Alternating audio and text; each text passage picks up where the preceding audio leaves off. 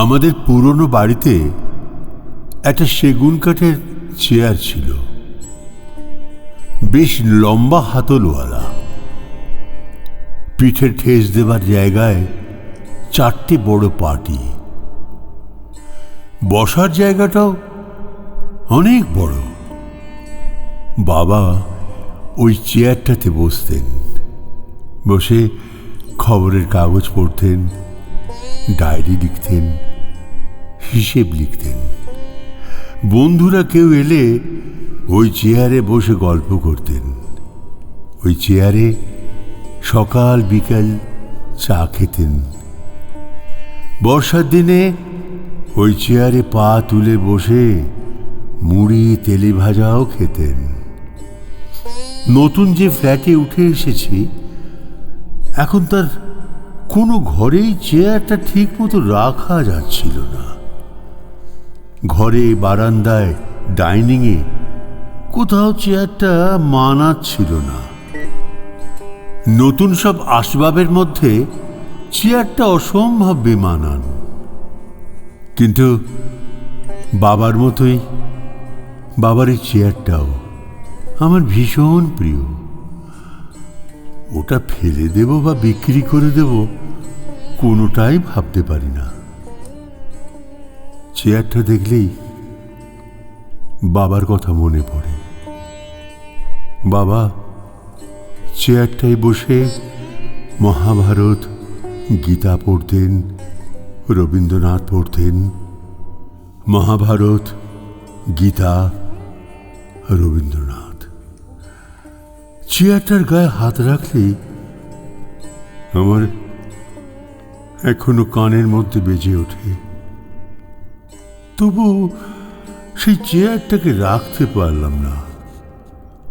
নতুন কেনা একটা স্টিলের আলমারি ঘরে ঢোকানোর সময় ধাক্কা লেগে চেয়ারটা ভেঙে গেল।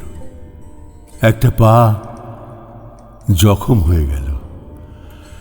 তারপর থেকে ফ্ল্যাট বাড়ির ছাদে জলের ট্যাঙ্কের পাশে এক কোনায় চেয়ারটা পড়ে আছে। বৃষ্টিতে ভিজছে, রোদে পুড়ছে। তবু ছাদে গিয়ে সেই চেয়ারটার দিকে চোখ পড়লে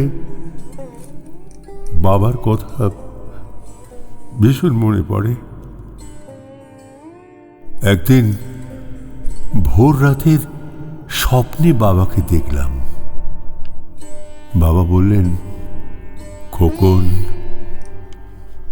আমার আলমারিতে ছিল মহাভারত, ছিল গীতা, রামায়ণ, রবীন্দ্রনাথ।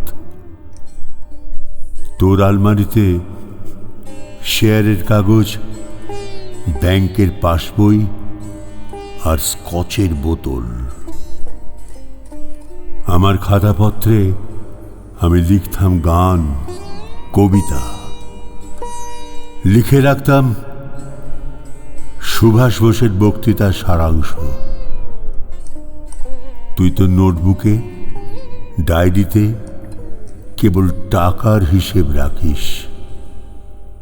খোকন, আমার চেয়ারটাতে বসে অলস মধ্যাহ্নে আমি ভাবতাম মাস্টারদার কথা,